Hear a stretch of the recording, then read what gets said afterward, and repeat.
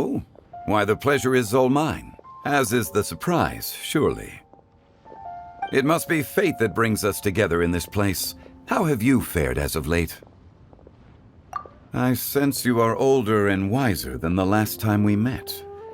It seems your travels continue to yield valuable insights. You are too kind. So, Zhongli, are you here to listen to stories over tea again?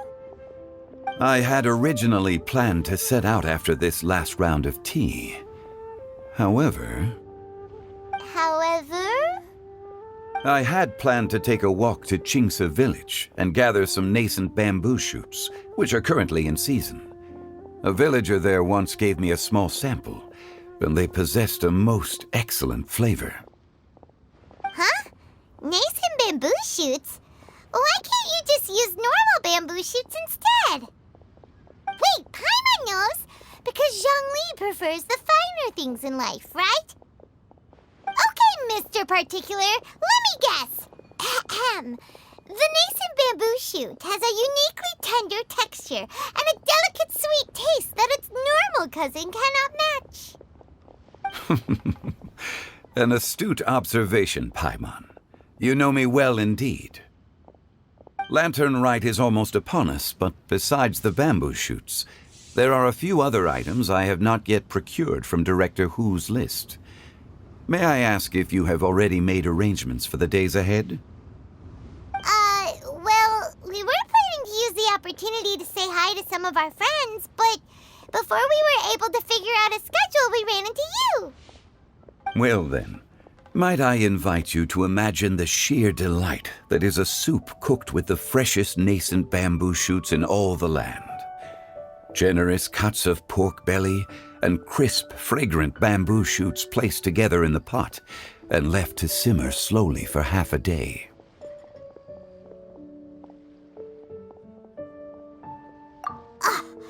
You're doing this on purpose, aren't you? Paimon's onto your plan. You just want to hoodwink us into fetching your bamboo for you. Why, I assure you, I would do no such thing. I merely wish to inform you of the freshest, most Let's go, Traveler. Paimon's taste buds can't take it anymore.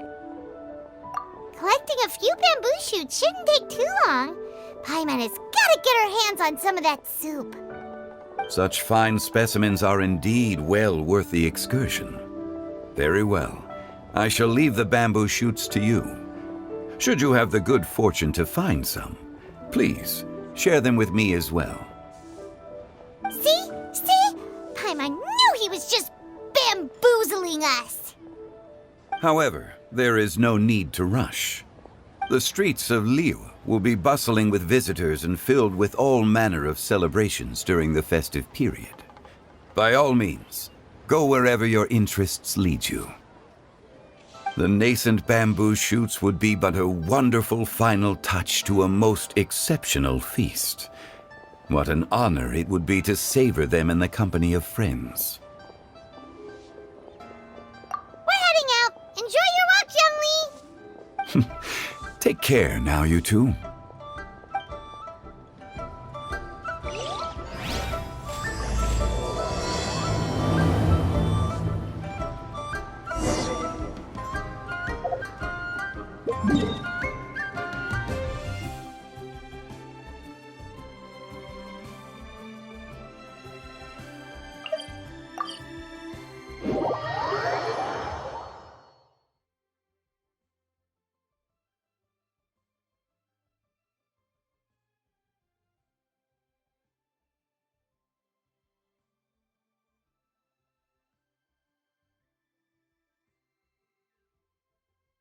Bamboo shoot, nascent bamboo shoot. Oh, this one's only just sprouted, and it looks super fresh. Paimon thinks this is the one.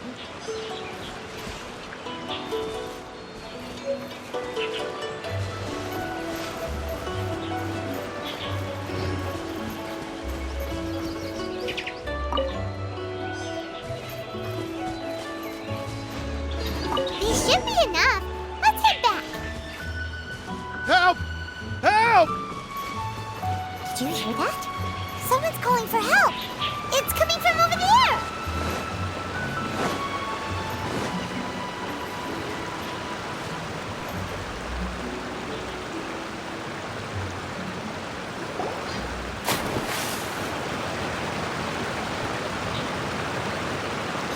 Are you okay? Did any water go down the wrong pipe?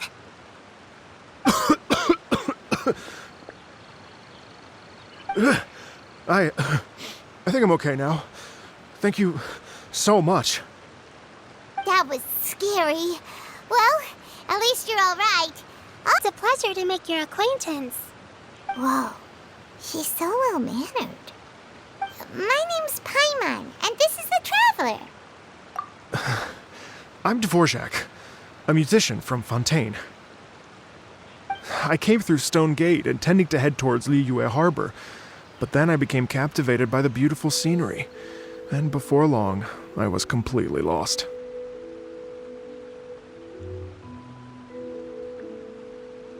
Just now, I was so mesmerized by the waterfall that I slipped and fell into the water. If it weren't for Miss Yao Yao's help, I shudder to think what might have happened.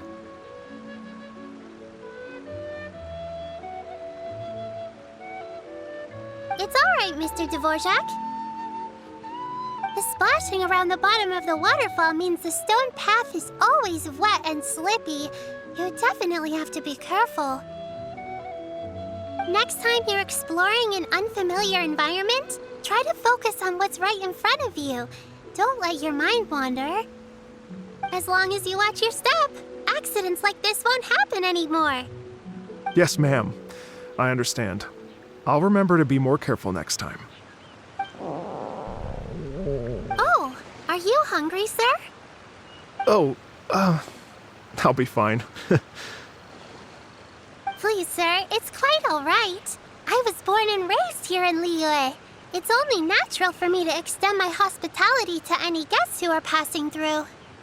I expect you still have quite a long journey ahead of you. It's very important to keep your energy levels up. I still have some lotus flower crisps left in my backpack. Why don't we split them between the four of us?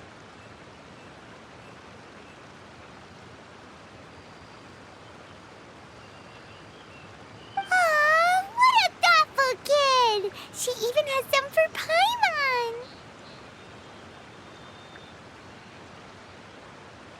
Paimon. You're welcome.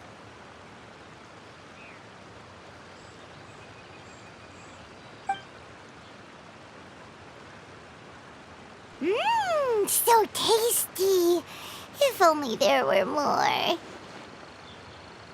Having a healthy appetite is a good thing. It means Paimon's still growing. If I'd known I was going to run into you, I would have made a second batch. Hope you're taking notes, Traveler. This is how you treat your Paimon. No, they're perfect. When I was traveling through Mondstadt, I had a chance to try one of their moon pies. It had a meat filling, unlike these crisps. But apart from that, it seems like they follow a similar cooking process. Both are delicious in their own way. As for Fontaine's cooking, though, it's been a long time since I've had a taste of home. Sounds like you spend a lot of time on the road, huh? I do. It's part of my job. I'm one of the main organizers of the Iridescence Tour.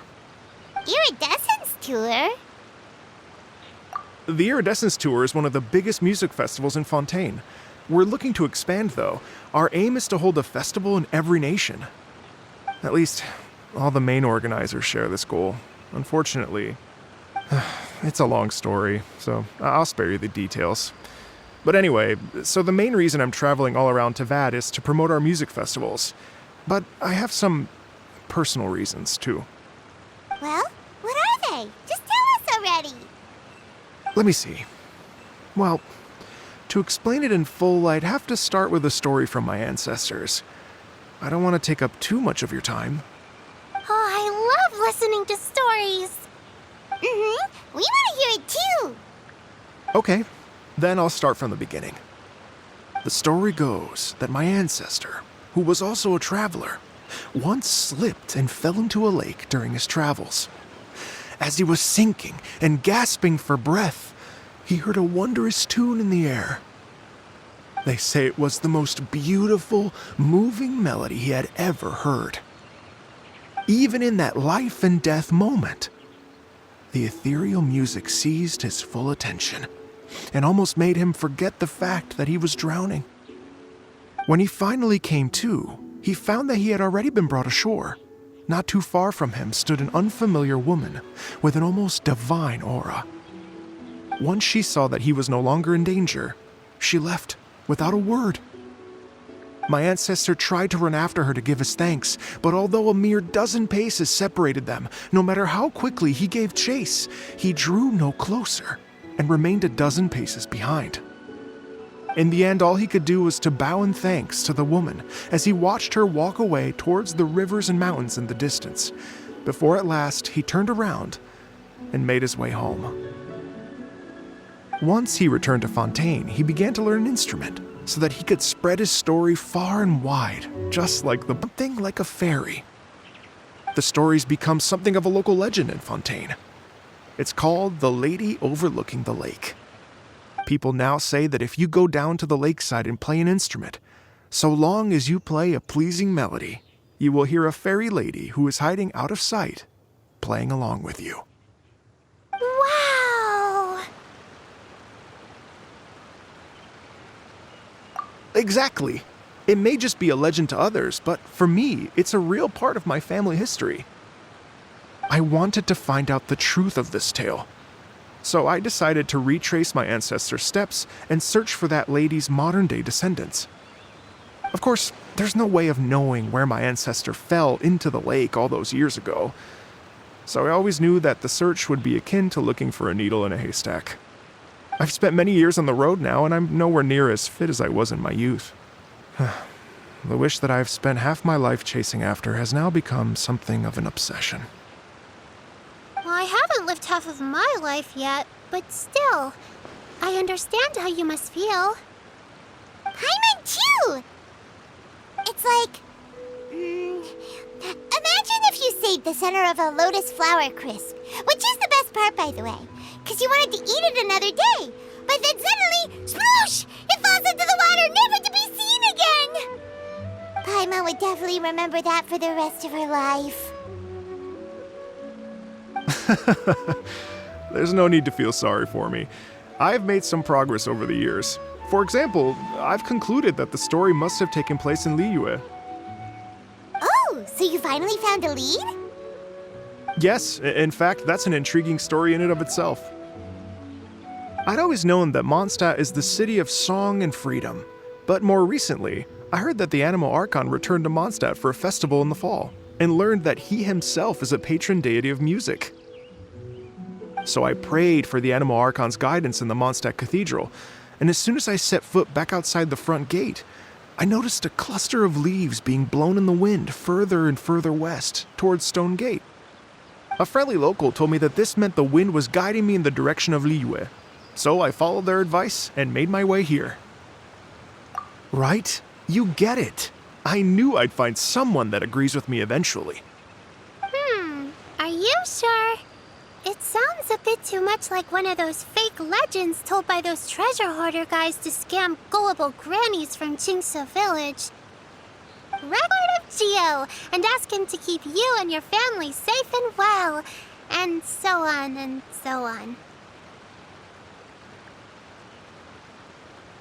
Don't worry, Yao Yao. We have a lot of experience with deciphering omens and stuff. And anyway, you only got scammed if you handed over Mora, right? Actually, to express my gratitude, I did spend rather a lot of Mora on several bottles of fine wine, which I left at the Statues of the Seven along the way. Oh dear. Well, how about this, ladies and gentlemen? Why don't I bring you all to Yujing Terrace to see Miss Ganyu? I don't know very many people, so I can't help you out much. But Miss Ganyu and the Qixing know just about everything. If you've been scammed, they'll help you get your Mora back. And if the wind was telling the truth, and you want to keep looking for that lady's family, they'll be the best people to ask. But you've already helped me so much. Well, I was going to take some new medicinal herbs and plants I picked to Miss Ganyu anyway, so it's no trouble at all. You know what? It's been a minute since we saw Ganyu too. It should be nice to pay her a visit before Lantern, right? All right. Well, my sincere thanks to you all. I will never forget your kindness. Okay, everyone, please follow me. I'll be your guide. Remember to watch where you're going, okay? Uh-oh. Paimon's out of a job. Oh well. Paimon will just be a cheerleader instead.